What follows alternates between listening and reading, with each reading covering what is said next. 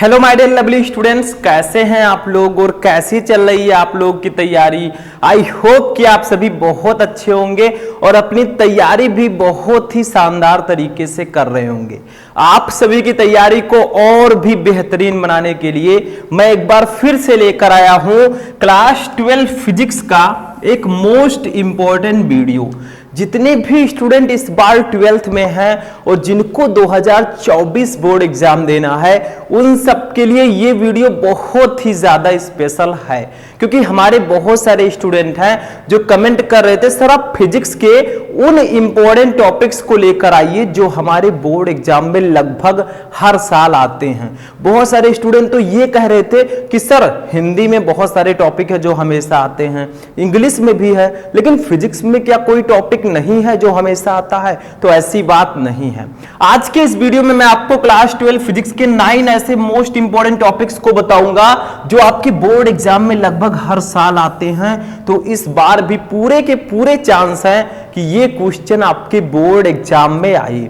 तो भैया कॉपी ले लीजिए और ये वाला पेन ले लीजिए और बैठ जाइए हमारे साथ, क्योंकि अब की बार हमें आग लगाना है, ठीक है, मतलब टॉपर बनना है। ठीक, तो चलिए सबसे पहले देखिए, अब भैया हम टॉपिक पढ़ने जा रहे हैं और उनका नाम ही ना पता हो तो कैसे पढ़ पाएंगे। ठीक है, तो चलिए देखते हैं। सबसे पहले ये देखते हैं कि हम कौन कौन से टॉपिक्स पढ़ेंगे। ठीक है, सबसे पहला टॉपिक है क्रांतिक कोण, दूसरा टॉपिक है लेंस की क्षमता, तीसरा है नेत्र की समंजन क्षमता। ठीक है, नेत्र की समंजन क्षमता, चौथा है अध्यारोपण का सिद्धांत, पांचवा टॉपिक है प्रकाश का विवर्तन, छठवां टॉपिक है कार्यफलन, सातवां है देहली आवृत्ति, आठवां है प्रकाश विद्युत उत्सर्जन, नौवां है देहली तरंग दैर्ध्य। ठीक है, तो बहुत सारे हमारे स्टूडेंट होंगे जिनको शायद ये 2-3 टॉपिक पता हो। ठीक है, तो आप लोग जानते हैं तो बहुत अच्छी बात है, लेकिन ध्यान से सारे टॉपिक्स को देखना है क्योंकि सबको हमें पढ़ना होगा। 2-3 टॉपिक पढ़ने से कुछ नहीं होगा। ठीक है,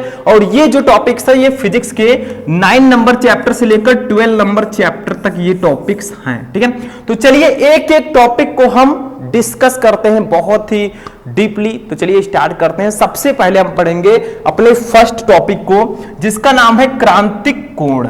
ठीक है, तो देखिए क्रांतिक कोण जो होता है इसका सिर्फ डेफिनेशन आता है, इसकी परिभाषा आती है। ठीक है, और वही मैं आपको बताऊंगा। देखिए क्रांतिक कोण क्या होता है? सघन माध्यम में बना वह आपतन कोण जिसके लिए विरल माध्यम में अपवर्तन कोण 90 डिग्री हो क्रांतिक कोण कहलाता है। यानी कि सघन माध्यम में बना ऐसा आपतन कोण जिसके लिए विरल माध्यम में अपवर्तन कोण 90 डिग्री हो वो क्रांतिक कोण कहलाता है। 2 लाइन का ये डिफिनीशन है। अब नहीं याद होगा तो फिर नहीं याद होगा। ठीक है, थोड़ा इजीली मैंने बता दिया, और नहीं याद हो रहा है भैया तो सुबह सुबह उठकर आप पढ़िए, जल्दी याद होगा। ठीक है, तो ये हमारा फर्स्ट टॉपिक है। चलिए सेकंड टॉपिक देखते हैं क्या है। अब देखिए स्टूडेंट, हमारा सेकंड टॉपिक है लेंस की क्षमता की परिभाषा लिखिए। लेंस की क्षमता क्या होती है? मैंने इससे रिलेटेड न्यूमेरिकल्स भी सॉल्व कराए हैं। अगर आपको नहीं पता होगा तो भैया आप ध्यान से नहीं पढ़ रहे हैं, आपका टेंशन कहीं और है, पढ़ाई आप नहीं कर रहे हैं। ठीक है, तो लेंस की क्षमता क्या होती है पहले डेफिनेशन देखते हैं। लेंस की क्षमता उसकी मीटर में नापी गई फोकस दूरी के व्युत्क्रम के बराबर होती है। यानी कि लेंस की क्षमता जो होती है उसकी मीटर में नापी गई फोकस दूरी के व्युत्क्रम के बराबर होती है। बहुत सिंपल सा है। ठीक है, देखिए इसको हम P से प्रदर्शित करते हैं, कैपिटल P से, तथा इसका मात्रक डायोप्टर होता है D। D का मतलब हुआ भैया डायोप्टर। देखिए ऐसे लिखते हैं डायोप्टर। ठीक है, ये लिख दिया मैंने, समझ में आया? तो ये समझ में आ गया, इसको मैं इरेज करता हूं। तो सबसे पहले ये कॉन्सेप्ट क्लियर कीजिए कि इसका फॉर्मूला क्या होगा। तो लेंस की क्षमता जो P होती है उसकी मीटर में नापी गई फोकस दूरी के व्युत्क्रम के बराबर होती है। तो P = 1/f होगा। ठीक है, परिभाषा के अनुसार ये मीटर में होगा। ठीक, मीटर में। लेकिन मान लीजिए भैया कि आपका जो फोकस दूरी सेंटीमीटर में दिया गया है, तब फार्मूला क्या लगाओगे? तो एक और इसका फार्मूला होता है, वो भी ध्यान रखिएगा। P = होता है 100/f। 100/f। अब जो f होगा ये सेंटीमीटर में होगा। ठीक है, तो 100/f लिखेंगे तो भैया f सेंटीमीटर में होगा। अगर मीटर में आपकी फोकस दूरी है तो आपको 1/f लिखना है। अब इसमें कुछ है नहीं, देखिए अब 1/f हमने लिखा मीटर में, क्योंकि 100 सेंटीमीटर इक्वल टू 1 मीटर होता है। तो अगर आप लोग इसको सेंटीमीटर में लिखेंगे तो ऊपर 100 से गुणा करना होगा, तो ये फॉर्मूला निकल कर आएगा। ठीक है, दोनों फॉर्मूले समझ में आ गए, सिंपल सा है। ठीक, इसको नोट कीजिए। थर्ड टॉपिक चलिए देखते हैं। ठीक, नोट करते रहिए, फास्ट बनिए, फास्टेस्ट। ठीक है, थोड़ा फास्ट काम करना है, अब स्लो वाला जमाना गया। ठीक है, 4G नहीं 5G। देखिए, नेत्र की समंजन क्षमता से क्या तात्पर्य है? जो हमारी आंखें होती हैं भैया, ये देखिए, ठीक दिख नहीं रही हैं, इसकी समंजन क्षमता क्या होती है? जैसे सबकी कोई ना कोई कैपेसिटी होती है, हमारी कैपेसिटी है भैया 50-60 किलो हम उठा सकते हैं वेट। ठीक है, ऐसे इसकी भी समंजन क्षमता होती है। हमारी कैपेसिटी होती है कि हम यहां से वहां तक इतनी दूरी से तक देख सकते हैं। ठीक, अब कोई कहे 10 किलोमीटर 15 किलोमीटर तक देख लो, जल्दी नहीं देख पाएंगे। ठीक, तो देखिए, नेत्र की वह क्षमता जिसके कारण नेत्र लेंस की फोकस दूरी में परिवर्तन कर नजदीक व दूर की वस्तुओं को स्पष्ट रूप से देखा जा सकता है, नेत्र की समंजन क्षमता कहलाती है। यानी कि नेत्र की वह क्षमता जिसके द्वारा हम नेत्र लेंस, हमारे नेत्र में जो लेंस पाया जाता है, उसकी फोकस दूरी में परिवर्तन करके हम नजदीक या दूर की वस्तुओं को स्पष्ट रूप से देख सकें, वो जो नेत्र की क्षमता होती है वही नेत्र की समंजन क्षमता होती है। ठीक है, समझ में आ गया? 2 लाइन का डेफिनेशन है कि नेत्र की वह क्षमता जिसके कारण नेत्र लेंस की फोकस दूरी में परिवर्तन कर नजदीक व दूर की वस्तुओं को स्पष्ट रूप से देखा जा सकता है, नेत्र की समंजन क्षमता कहलाती है। अब इसको याद करना होगा। ठीक है, क्योंकि इसमें कोई ट्रिक नहीं है भैया, मैं बता दूंगा और आपको याद हो जाएगा इजीली, ऐसा नहीं है। ठीक है, खुद याद करना होगा। नेक्स्ट टॉपिक देखते हैं। देखिए, अब आता है अध्यारोपण का सिद्धांत। भैया ये तरंग प्रकाश की चैप्टर का टॉपिक है और इसको आपको सिद्धांत को समझना है। ऐसे डायरेक्टली आता है, अध्यारोपण का सिद्धांत लिखिए। ठीक, तो ये सब टॉपिक 2-2 नंबर 1-1 नंबर वाले हैं, सिर्फ आपको सिद्धांत लिख देना है। देखिए क्या होता है, किसी माध्यम में 2 अथवा 2 से अधिक प्रगामी तरंगे एक साथ परंतु एक दूसरे की गति को बिना प्रभावित किए चल सकती हैं। यानी कि 2 तरंगे एक साथ और एक दूसरे की जो गति है उसको बिना प्रभावित किए चल सकती हैं। अतः माध्यम के प्रत्येक कण का, इस माध्यम में बहुत सारे कण होंगे, तो इस कण का किसी क्षण परिणामी विस्थापन जो होगा वो दोनों तरंगों द्वारा उत्पन्न विस्थापनों के सदिश योग के बराबर होता है। इस सिद्धांत को अध्यारोपण का सिद्धांत कहते हैं। ये भी नियम है, इसको भी याद करना होगा। क्या है कि किसी माध्यम में मान लीजिए कोई मीडियम है, ठीक है, इसमें 2 या 2 से अधिक प्रगामी तरंगे, देखिए तरंगे जा रही हैं, ठीक है, एक साथ, परंतु एक दूसरे की गति को बिना प्रभावित किए चल सकती हैं। अतः माध्यम के प्रत्येक कण, अब भैया माध्यम है तो उसमें कण होंगे, जैसे हमारा जो वातावरण है उसमें भी छोटे छोटे कण पाए जाते हैं। ठीक है, आपको दिखाई नहीं देते होंगे लेकिन पाए जाते हैं। ठीक है, तो किसी क्षण परिणामी विस्थापन जो होगा, यानी कि माध्यम में प्रत्येक कण जो है उसका जो विस्थापन होगा वो दोनों तरंगों के अलग अलग उत्पन्न विस्थापनों के सदिश योग के बराबर होगा। इसी को अध्यारोपण का सिद्धांत कहते हैं। तो इसमें तो मैं टॉपिक बता रहा हूं, इसको मैं ब्रीफली अलग से इसको लाऊंगा, तब मैं आपको खूब डीपली बताऊंगा। ठीक है, तो इतना समझ में आ गया। नेक्स्ट टॉपिक देखते हैं, ये सिद्धांत था। ठीक है, नेक्स्ट टॉपिक भी हमारा इसी चैप्टर से है। प्रकाश के विवर्तन से क्या तात्पर्य है? प्रकाश का विवर्तन क्या होता है? ये भी बहुत इंपॉर्टेंट टॉपिक है। देखिए क्या है, जब प्रकाश किसी अवरोध या द्वारक पर आकर किनारों से मुड़ जाता है तब प्रकाश का इस प्रकार का मुड़ना ही प्रकाश का विवर्तन कहलाता है। मान लीजिए कोई द्वारक है, ठीक है, ये प्रकाश आया भैया, ये प्रकाश आया और ये किनारों से मुड़ गया। ठीक है, तो क्या कहा गया, जब प्रकाश किसी अवरोध या द्वारक पर आकर किनारों से मुड़ जाता है तब प्रकाश का इस प्रकार का मुड़ना ही प्रकाश का विवर्तन कहलाता है। बस हो गया। ठीक है, 2 लाइन का डेफिनेशन है। जब प्रकाश किसी द्वारक या अवरोध से आकर किनारों से मुड़ जाएगा तो इसे हम प्रकाश का विवर्तन कहेंगे। बस सिंपल सा है। ठीक है, नेक्स्ट टॉपिक देखते हैं। नेक्स्ट टॉपिक है प्रकाश विद्युत कार्य फलन से क्या तात्पर्य है, या कार्य फलन से आप क्या समझते हैं, ऐसे क्वेश्चन आता है और ये हमारे 11 नंबर चैप्टर का क्वेश्चन है, विकिरण एवं द्रव्य की द्वैत प्रकृति। तो एक चित्र मैं समझाने जा रहा हूं, उस चित्र को अगर समझ गए तो प्रकाश का वैद्युत कार्य फलन, देहली आवृत्त, देहली तरंगदैर्घ्य, ये सब आप समझ लेंगे। देखिए क्या है, वह न्यूनतम प्रकाश ऊर्जा जो किसी धातु के पृष्ठ से इलेक्ट्रॉनों के उत्सर्जन के लिए आवश्यक होती है, उस धातु का प्रकाश वैद्युत कार्य फलन कहलाता है। ठीक है, देखिए ये आपका एक धातु है। ठीक है, धातु को कलर हम चेंज कर देते हैं। देखिए ये आपका भैया एक धातु है।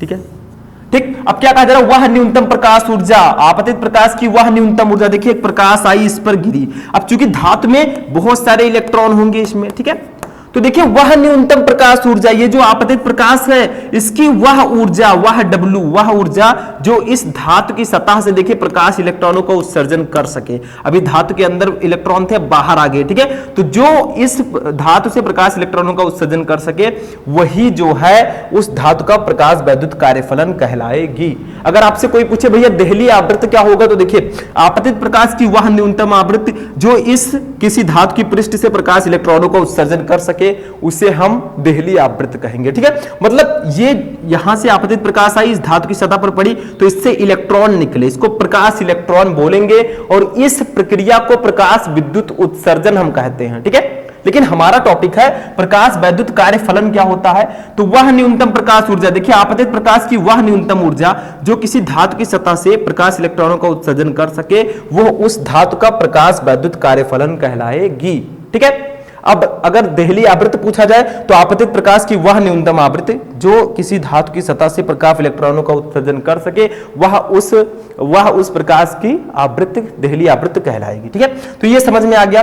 देखिए इसको W से व्यक्त करते हैं। W इक्वल टू एक फॉर्मूला होता है, देखिए कार्यफलन का फॉर्मूला होता है W equal to H mu naught, ये फॉर्मूला होता है कार्यफलन का, ठीक है। यहां पर H क्या है, प्लांक नियतांक, लिख लो H है प्लांक नियतांक। म्यू नॉट क्या है, म्यू नॉट है देहली आवृत्ति, अभी हम आगे पढ़ेंगे। म्यू नॉट है देहली आवृत्ति, ठीक है, आवृत्ति। और देहली आवृत्ति का अगर फॉर्मूला देखा जाए तो क्या होता है, क्योंकि mu equal to C upon lambda होता है तो म्यू नॉट इक्वल टू क्या होगा, देखिए मैं इसको इरेज कर देता हूं, फिर से लिखता हूं, ठीक है। म्यू नॉट इक्वल टू क्या होगा, सी अपान लैम्डा नॉट, सी अपान लैम्डा नॉट, देखिए ध्यान दीजिएगा, सी अपान लैम्डा नॉट, ये आपका देहली आवृत्ति का फॉर्मूला हो जाएगा। Mu not equal to C upon lambda naught. यहां पर सी क्या है, प्रकाश की चाल 3 × 10⁸ मीटर प्रति सेकेंड होती है, ठीक है। और लैम्डा नॉट क्या है, ये देहली तरंग दैर्ध्य है, अभी हम आगे पढ़ेंगे, ठीक है। तो अगर हम लोग चाहें तो इस फॉर्मूले को कुछ इस प्रकार से भी लिख सकते हैं, देखिए W इक्वल टू लिख सकते हैं, देखिए H आपका H ही रहेगा, mu not equal to C upon lambda naught होता है तो म्यू नॉट की जगह पर इसको रख देते हैं HC अपान लैम्डा नॉट। तो ये भी कार्यफलन का ही फॉर्मूला होता है। दो टाइप से आप इसको लिख सकते हैं, H है प्लांक नियतांक, म्यू नॉट है देहली आवृत्ति, C है प्रकाश की चाल, लैम्डा 0 है देहली तरंग दैर्ध्य, ठीक है। ये आपका फॉर्मूला है प्रकाश वैद्युत कार्यफलन का, ठीक है। तो इसको आप लोग नोट कीजिए। फिर नेक्स्ट टॉपिक देखते हैं। अब चलिए नेक्स्ट टॉपिक देखते हैं क्या है। देखिए हमारा 7 नंबर टॉपिक है, देखिए वही टॉपिक जो मैंने अभी आपको समझाया, देहली आवृत्ति से क्या तात्पर्य है, तो वही सेम प्रोसेस। देखिए ये आपका एक धातु है, ठीक है, ये क्या है, एक धातु है, ठीक है, धातु की सतह है। अब इस पर आपतित एक प्रकाश आपतित होती है, इस धातु में बहुत सारे इलेक्ट्रॉन होंगे, ठीक है। तो आपतित प्रकाश की वह न्यूनतम आवृत्ति, देखिए वह न्यूनतम आवृत्ति जो इस धातु की सतह से प्रकाश इलेक्ट्रॉनों का उत्सर्जन कर सके, इसी को हम देहली आवृत्ति बोलेंगे। बस हो गया, यानी कि आपतित प्रकाश की वह न्यूनतम आवृत्ति जो किसी धातु की सतह से प्रकाश इलेक्ट्रॉनों का उत्सर्जन कर सके उसे हम देहली आवृत्ति बोलेंगे। अभी देहली तरंगदैर्ध्य आएगा तो क्या कहेंगे, आपतित प्रकाश की वह न्यूनतम तरंगदैर्ध्य जो इस धातु की सतह से प्रकाश इलेक्ट्रॉनों का उत्सर्जन कर सके उसे हम देहली तरंगदैर्ध्य बोलेंगे। सब एक दूसरे से रिलेटेड हैं, ठीक है, समझ में आया। तो देहली तरंगदैर्ध्य क्या होता है, देखिए देहली आवृत्ति आपतित प्रकाश की वह न्यूनतम आवृत्ति है जो किसी धातु से प्रकाश इलेक्ट्रॉनों का उत्सर्जन कर सके, इसे म्यू नॉट से प्रदर्शित करते हैं। इससे कम आवृत्ति के प्रकाश से धातु से कोई प्रकाश इलेक्ट्रॉन नहीं निकलता, यही इसकी महत्व है। यानी कि अगर देहली आवृत्ति से कम आवृत्ति का कोई प्रकाश इस धातु की सतह पर आएगा तो प्रकाश इलेक्ट्रॉन नहीं निकलेगा। तो यहां पर 4 चीजें ध्यान रखिएगा। सबसे पहले देखिए आपतित प्रकाश की वह न्यूनतम आवृत्ति जो इस धातु की सतह से प्रकाश इलेक्ट्रॉनों का उत्सर्जन कर सके वो देहली आवृत्ति कहलाती है, ठीक है। और प्रकाश विद्युत उत्सर्जन क्या होता है, जब कोई प्रकाश किरण किसी धातु की सतह से पर पड़ता है तो इससे इलेक्ट्रॉन्स निकलने लगते हैं, इसको हम प्रकाश विद्युत उत्सर्जन कहते हैं, ठीक है। इतना समझ में आ गया, सिंपल सा था। तो ये आपका फॉर्मूला होगा। अब देहली आवृत्ति का फॉर्मूला भी मैंने बताया है, इसे हम म्यू नॉट से प्रदर्शित करते हैं। म्यू नॉट इक्वल टू होगा हमारा c अपान लैम्डा नॉट, ठीक है। ये होगा देहली आवृत्ति का फॉर्मूला, जहां पर c है प्रकाश की चाल, लैम्डा नॉट है देहली तरंग दैर्ध्य। अभी हम आगे पढ़ेंगे। तो इसमें भी कुछ नहीं है, आपतित प्रकाश की वह न्यूनतम आवृत्ति जो किसी धातु की सतह से प्रकाश इलेक्ट्रॉनों का उत्सर्जन कर सके। उत्सर्जन का मतलब इसके अंदर से इलेक्ट्रॉन बाहर निकल जाए, ठीक है, ये उत्सर्जन है। तो इसको हम कहेंगे देहली आवृत्ति, ठीक। नेक्स्ट टॉपिक देखते हैं हम, इसी से रिलेटेड है। देखिए, प्रकाश विद्युत उत्सर्जन का अर्थ समझाइए। देखिए, अब आता है मेन टॉपिक, प्रकाश विद्युत उत्सर्जन क्या होता है। तो वही चीज जो मैंने अभी बताया। देखिए, जब किसी धातु पर उपयुक्त आवृत्ति का प्रकाश डाला जाता है तो उसके पृष्ठ से इलेक्ट्रॉन उत्सर्जित होते हैं। इन इलेक्ट्रॉनों को प्रकाश इलेक्ट्रॉन तथा इस घटना को प्रकाश विद्युत उत्सर्जन अथवा प्रकाश विद्युत प्रभाव कहते हैं। वही प्रोसेस देखिए, ये आपका एक धातु की सतह है, कोई भी धातु आप ले सकते हैं, ठीक है। अब इसके अंदर होंगे इलेक्ट्रॉन्स, देखिए इलेक्ट्रॉन्स हैं ये, ठीक। अब आपतित प्रकाश, एक प्रकाश इस पर आकर गिरता है, ठीक है। तो जब किसी धातु पर उपयुक्त आवृत्ति का कोई प्रकाश डाला जाता है, ये प्रकाश है, ठीक है, आवृत्ति जो होगी वो देहली आवृत्ति के बराबर होगी। तो जब किसी धातु की सतह पर उपयुक्त आवृत्ति का कोई प्रकाश डाला जाता है तो उसके पृष्ठ से इलेक्ट्रॉनों का उत्सर्जन होने लगता है। देखिए, जो अंदर है वो बाहर आने लगते हैं, ठीक है, इलेक्ट्रॉनों का उत्सर्जन होने लगता है। इन इलेक्ट्रॉनों को प्रकाश इलेक्ट्रॉन कहेंगे। जो ये इलेक्ट्रॉन है इनको हम प्रकाश इलेक्ट्रॉन कहेंगे, ठीक है, प्रकाश इलेक्ट्रॉन, ठीक। और तथा इस घटना को प्रकाश विद्युत उत्सर्जन कहेंगे। इस घटना को हम प्रकाश विद्युत उत्सर्जन या प्रकाश वैद्युत प्रभाव भी कहते हैं। दोनों नाम से आप इसको पुकार सकते हैं, ठीक है, समझ में आया। तो जब किसी धातु की सतह पर उपयुक्त आवृत्ति का प्रकाश डाला जाता है तो इससे प्रकाश इलेक्ट्रॉनों का उत्सर्जन होने लगता है। इस घटना को हम प्रकाश विद्युत उत्सर्जन कहते हैं। बस हो गया, ठीक। चलिए नेक्स्ट टॉपिक देखते हैं। नेक्स्ट टॉपिक भी इसी से रिलेटेड है। देखिए, प्रकाश वैद्युत प्रभाव में देहली आवृत्ति से आप क्या समझते हैं। तो वही सेम जो मैंने बताया था। देखिए, किसी धातु पर आपतित प्रकाश की वह न्यूनतम तरंगदैर्ध्य का वह अधिकतम मान जिससे तरंगदैर्ध्य का प्रकाश धातु के पृष्ठ से प्रकाश इलेक्ट्रॉन उत्सर्जित कर सके, देहली तरंगदैर्ध्य कहलाता है। इसे लैम्डा 0 से प्रदर्शित करते हैं। वही चित्र बार बार, यानी कि ये आपका धातु की सतह है भैया, इसमें बहुत सारे इलेक्ट्रॉन्स हैं। देखिए, इलेक्ट्रॉन्स हैं, ठीक है। एक प्रकाश की किरण इस पर आकर गिरती है तो इस आपतित प्रकाश की वह अधिकतम तरंगदैर्ध्य, इसे हम लैम्डा 0 से प्रदर्शित करेंगे, जो किसी धातु की सतह से प्रकाश इलेक्ट्रॉन का उत्सर्जन कर सके, वो देहली तरंगदैर्ध्य होगा। बस समझ में आ गया। तो देहली तरंगदैर्ध्य क्या होता है, किसी धातु पर आपतित प्रकाश की तरंगदैर्ध्य का वह अधिकतम मान जिससे तरंगदैर्ध्य का प्रकाश धातु पृष्ठ से प्रकाश इलेक्ट्रॉन उत्सर्जित कर सके, देहली तरंगदैर्ध्य कहलाता है। या हमारी भाषा में अगर समझा जाए तो आपतित प्रकाश की वह अधिकतम तरंगदैर्ध्य जो किसी धातु की सतह से प्रकाश इलेक्ट्रॉनों का उत्सर्जन कर सके, वो देहली तरंगदैर्ध्य कहलाएगा। बस हो गया, ठीक है, समझ में आ गया।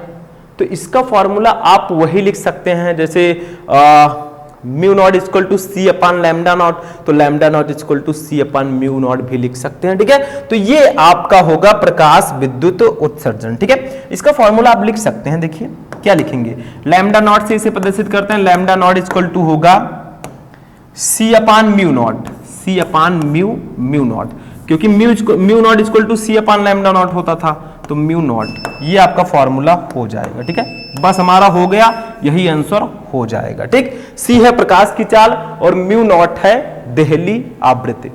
तो आज का ये सेशन हमारा यहीं पर फिनिश हो